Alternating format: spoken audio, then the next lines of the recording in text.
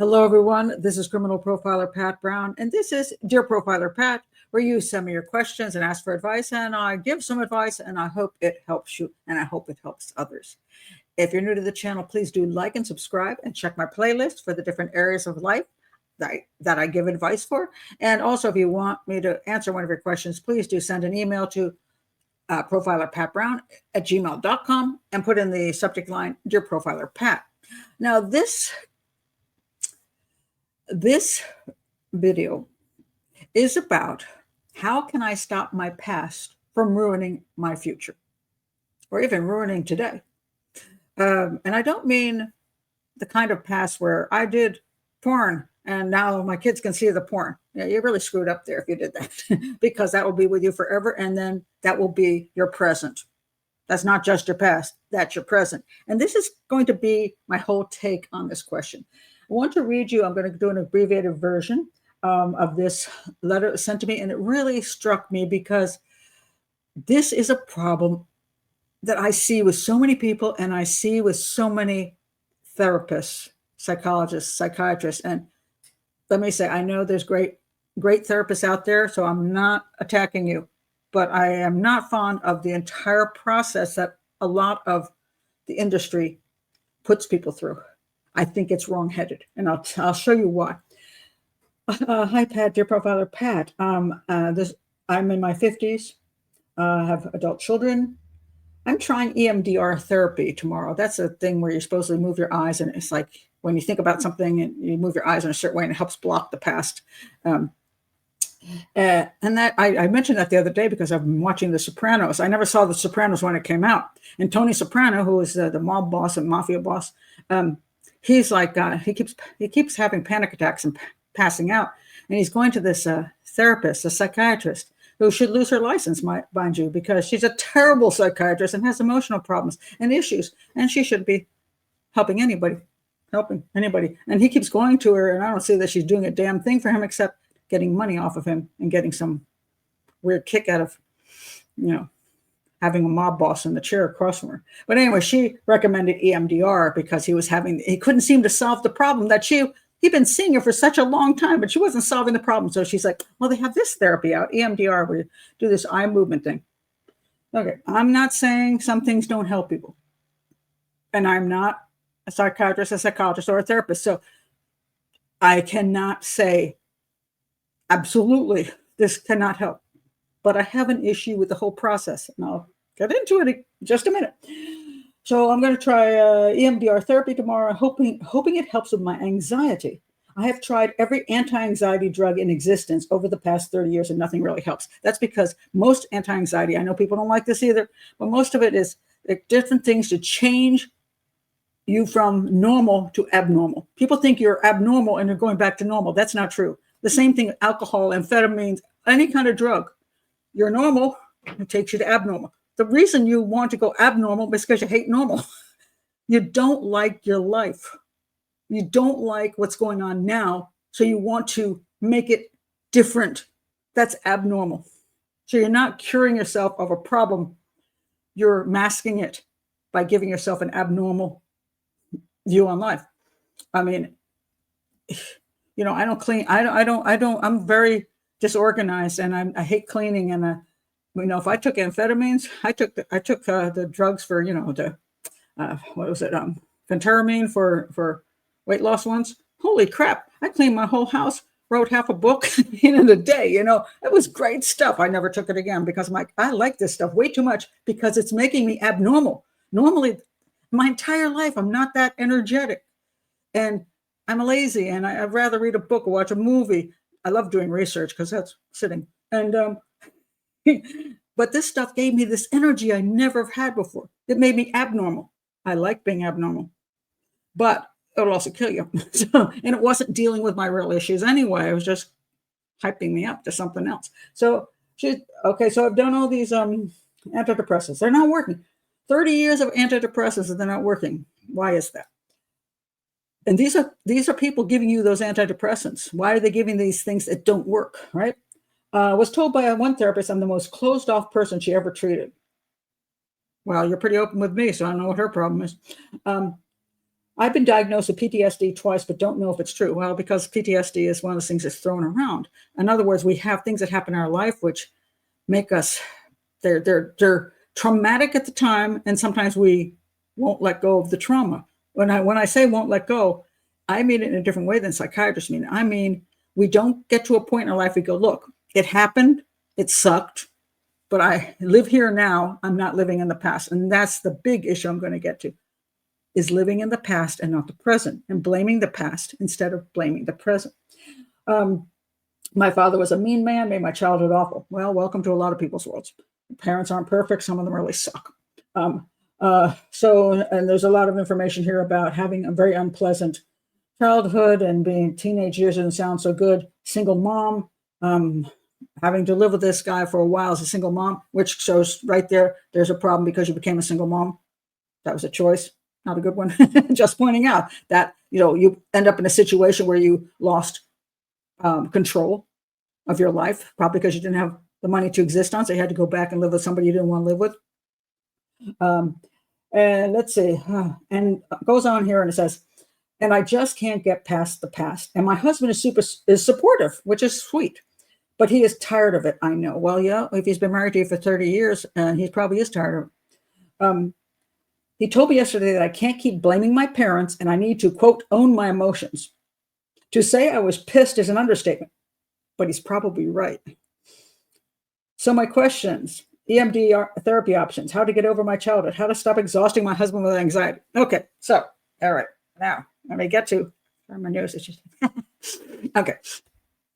Yes, he's right. He says you need to get over it, right? Own your own emotions. Can't keep blaming your parents. Right. Because this is not that your parents don't have, you can blame a lot of things in life because they happened and they sucked. Okay? They did.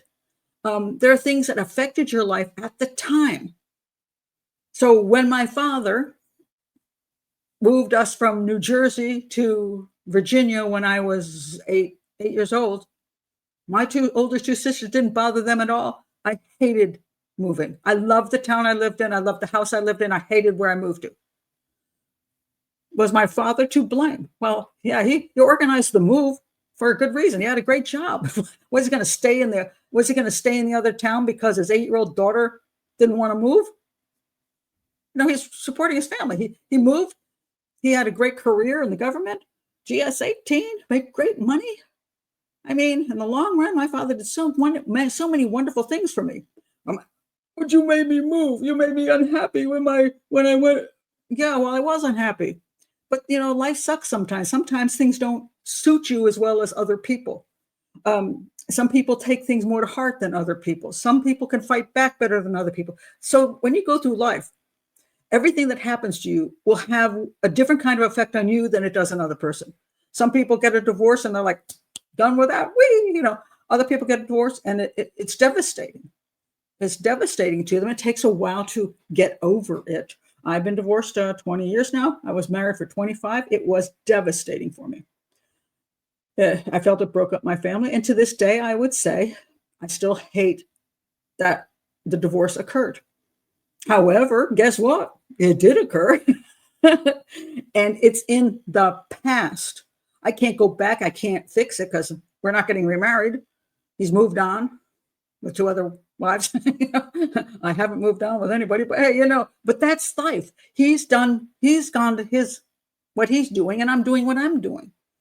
And every part of our lives, there's something that happens that could be an unhappy thing. I had a tubal pregnancy. I lost a baby. That's life. I mean, was it sad when it happened? Sure. I couldn't have any more kids after that either. So, I mean, I could be just happy I had a boy and a girl and everything was good. And there's nothing wrong with that. And I did accept that, but I ended up adopting another child. And so I ended up with 2 sons and a daughter who are now in their 40s and doing wonderfully. So do I remember the pain of losing the child and not being able to get pregnant again? Of course. There's these, if you think your life is going to be sunshine all the way, you've been fed a load of it. Life is always like this. And even when you see people who look like everything about their life is fantastic, they have their lows too. Everything is like that. You go on one vacation, you go on, it's just the greatest vacation ever. Next vacation you go on, it sucks. It rains the whole time. Things don't go well. You go to a college you think you're going to love, you hate the damn place, you quit. I mean, there's things that happen constantly in life that are good and that are bad. And that's called an adventure. Your life is an adventure, and you're going to go through it like a roller coaster. And the problem that we have oftentimes is that we forget about all the wonderful things in life that we had that got us to a good place today. I look back at my marriage, and I'm very thankful I married my husband. That gave me a part of my life which I never regretted. I got a family. I got this wonderful big old farmhouse I always wanted. I got to homeschool my kids. We had many great times. There were good things, right? I should forget all of those things and only focus on the bad things. The good things affect me too. So should I say all the bad things are the only things that affect me? But the weird thing is we hang on to all the bad things. Daddy wasn't nice. My mom was a psycho. My ex-husband beat me. My husband didn't beat me, but somebody's going to say my ex-husband was abusive, and I had to flee and live in a women's shelter. Okay, maybe it did. Well, maybe now you're doing okay, or maybe you're still struggling. But whatever. The point being that the past is the past. There are good things and bad things, and the problem we have when we have this obsession with the past, as if everything that happened to us bad in the past is making us who we are today. No, if that's just ridiculous, because there are so many good things in the past that made you what you are today. Why aren't you focusing on them? Are you taking drugs for the good things that happened to you? No, you're taking the drugs for the bad things that happened to you, because you believe somehow that if you could only fix the past, you could fix who you are now. Guess what? It doesn't happen that way. And the reason you're focusing on the past is because you don't want to focus on who you are today. Our real problems come down to right now. Are we happy with who we are right now? Are we happy in our marriage? Are we happy with ourselves? Are we happy with our employment or our lack of employment? Are we happy with our children or not with our children? Do we have empty nest syndrome? Are we unhappy with our health? Are we unhappy that we're realizing we're going to die sooner than later? What is our issue? Because that's the real problem, that we're dealing with what we are right now. And so if I look at myself right now, it doesn't really matter that daddy moved me from one town to another when I was 8. What I have to look at is, do I like the living situation I have now? I could say, well, it's my ex-husband's fault, because we ended up divorcing. Blah, blah, blah, blah, blah, blah. Well, is that an issue for me now? Am I lonely? Do I wish I had a mate? Or do I need to add something to my life so that I am happier being a single woman? Maybe that's the problem. So each one of our issues that we have today usually has the answer is today. And when you're going into the future, you have to say, where do I want to go in the future? And you're going to take you to that future. You're not taking your past to that future. Past is done unless you sit there going, constantly staring at it, trying to blame everything in your past for who you are today and for what you're living like today. So I think the husband is right in this. He's like, you need to stop focusing on the past, because every time you do, all you're doing is dwelling on stuff that you cannot fix, cannot change, and quite frankly, is not really your problem. Your real problem is, look yourself in the mirror and say to yourself, what is it I actually need to do with my life right now to make myself a happier person? I mean, a lot of times we don't want to see who we are. And sometimes things are difficult to change. And especially as you get older and older, your opportunities go, your chances of, for example, getting even an employment is, people don't. I just read that only 1 woman in 10 after the age of 65 is employed. And then they say, and some of that is part-time employment. I'm like, how much of it is part-time employment? So in other words, The majority of women over 65 don't have a job. Now, some women over 65 are saying, thank God I don't want to work and I got enough money to survive on. That's great. But there's a lot of people who, the reason they're not working is because they can't get work. Nobody will hire them. Ageism is there. That's a reality of today. It doesn't matter what the hell happened in the past, what happened for your job situation when you were 20, or whether you didn't get enough education, or whether you blah, blah, blah, blah, blah, or you stayed home with your kids for 20 years and therefore you were late into the workforce. Guess what? None of that freaking matters, because you're sitting here today, if you're in your 50s, 60s, going, dang, what do I do? Well, because you're here. What if you're not happy with the community? Does it have to do with the past? Really, no. Maybe the problem is you don't match the community you're in now. Maybe you need to find a different community. Some people move to another location and find a much happier place in a different location. Sometimes it can be within the same country. They just need to be maybe an adult community where they got other seniors around, where people are doing things together. They're not so isolated. Or maybe it's some people do want to move nearer to their children and the grandkids because they can get involved in their lives if that's what works for them. Some people leave the country entirely and find a different culture and community somewhere else that works for them, that they enjoy that lifestyle better. Some people don't like to be in the cold. They should be living in Hawaii, where they can wake up every day to the sun. And that's me, because I'm miserable every freaking winter. It has nothing to do with my childhood. And yeah, I was in New Jersey. I should blame my parents for the snow there, And then I moved to Virginia. It still snowed too much. And then I moved to Maryland of my own free will, so my kids could be near their grandparents when they grew up. And I still hate the weather. I hate the weather here. And I have made efforts to get out in the winter. And when I get to winter, a lot of times I'm miserable. And it's because I haven't figured out quite how to get away for more than a short period of time. So I'm still working on how to leave for the entire winter. That's my problem now. It has nothing to do with what happened back then. So you're living in the past and is doing you no good. And any therapist who's spending every therapy appointment saying, so what did your mommy do? What did your daddy do? Oh, he was mean to you. Oh my God, slap the therapist. Stop it and stop drugging me out. Why don't you tell me, let's look at today. What can you do every single day of your life now to improve things? Do you need to lose weight? Do you need to exercise? Do you need a hobby? Do you need a job? Do you need to move? Do you need to go on vacation? What the heck do you need to do? Do you need to get divorced?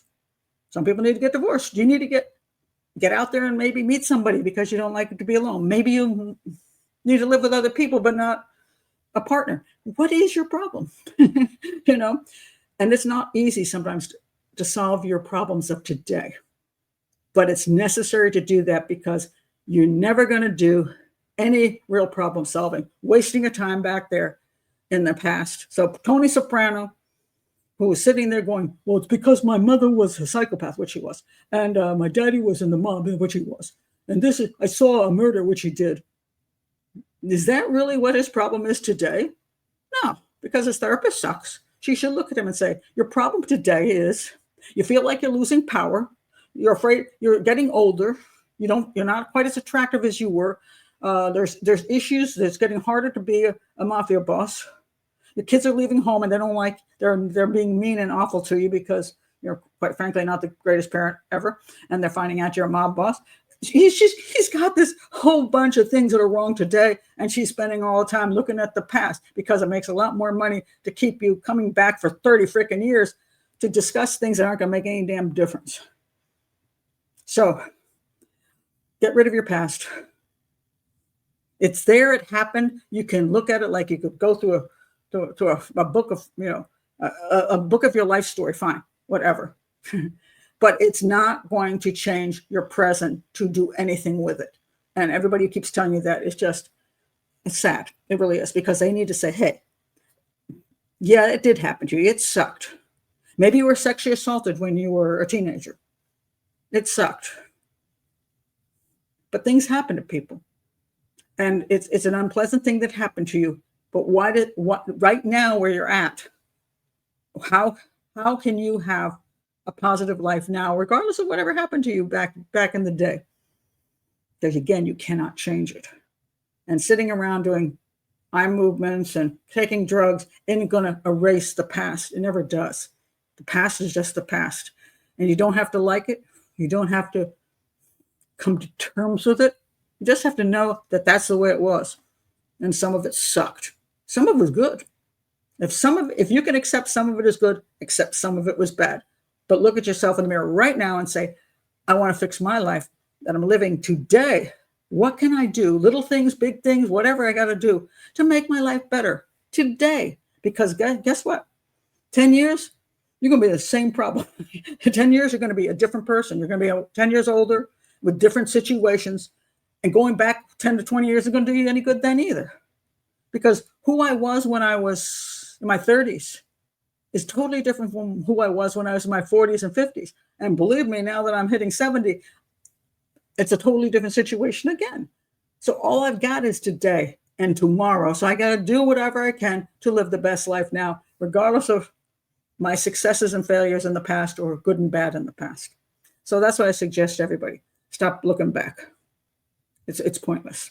It is absolutely pointless. And stop going to people who tell you to dwell in it, Focus, right? Who you are today, make your life better today. It's not easy, but keep working on today.